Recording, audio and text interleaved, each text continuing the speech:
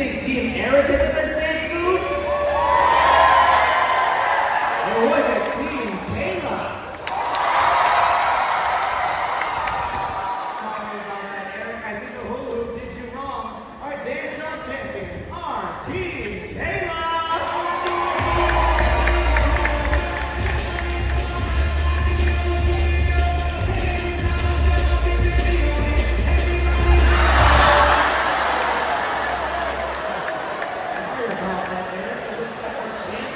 Completely dry. What do you think, folks? Should we even the score?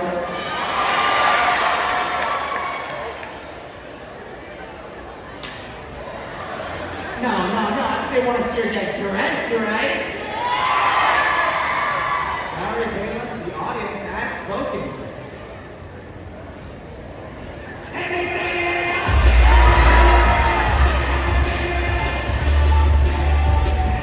Dance battles get fierce around here. How about one more round of applause for both our very brave and wet volunteers?